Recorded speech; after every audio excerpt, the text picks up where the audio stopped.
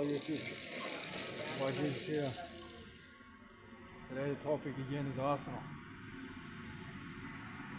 Starting 11 for our second leg, our Champions League quarter-final against Real Madrid. Starting from the front.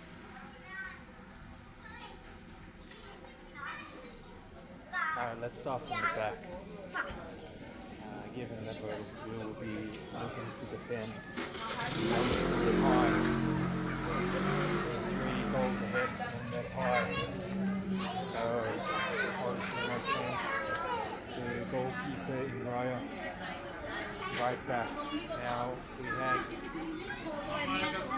Thomas Partey playing there earlier this week against Brentford in the English Premier League. And he's picked up an injury. He had to be substituted off, which is worrying. But the good thing is that he doesn't normally play there. Timber appeared to pick up a knock against Real. Actually replaced Partey against Brentford. And so it looks like Timber is fit and ready to start. Hopefully with that same dogged energy and creativity, crossing ability and pace and strength, most of all, that he offers in the right back position. No changing a centre back duo pairing that has worked once already this season. Saliba, right centre back, and from Poland, Kirio, left centre back, who's growing in confidence. In left back, of course, it's going to be Miles Lewis-Skelly, and he's adding quite a bit to our attack at the moment. And that fighter spirit. Let's hope for no more harsh referee calls. But he's made that position his own, the young English international. So that's exactly the same back four in the midfield now. Thomas Partey was the rock in front of our defense, and also a bit of a quarterback as well, which Martin Odegaard has played in seasons past. He's still waiting to return to the form that he was in before his injury early this season.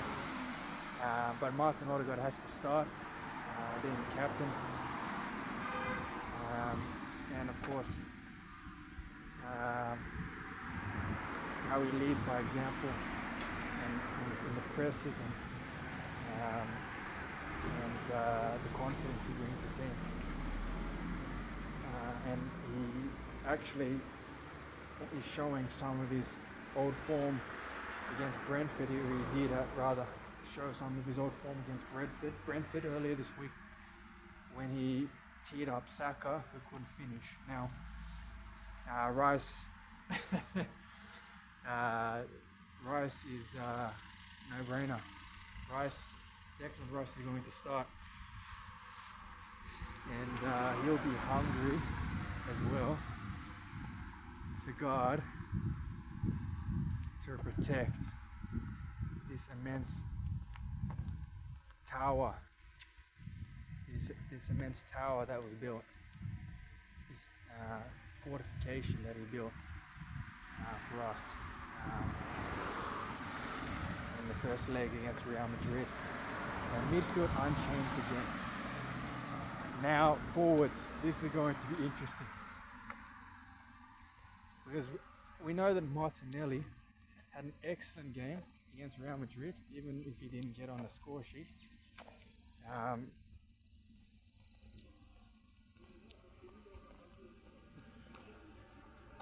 because he looked threatening and he tested Courtois on one or two occasions.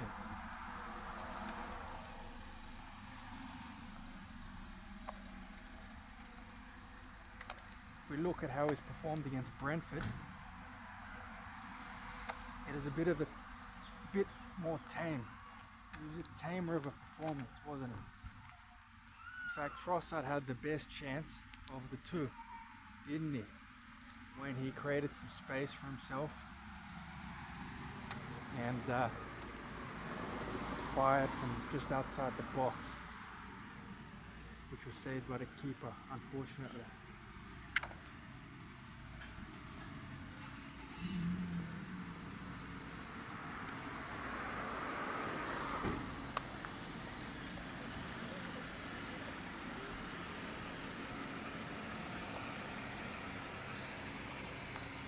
I would say it has to be Martinelli because of the slight defensive edge he brings us with his pace and his work. With his pace, really, I think he's got a similar work ethic to Trossard. Trossard could be a huge impact sub for us if the worst should happen and Real Madrid find themselves 3 goals ahead in the tie, 3 goals ahead in this match. And thanks you, just crossing the road. Friendly drivers here in Sydney.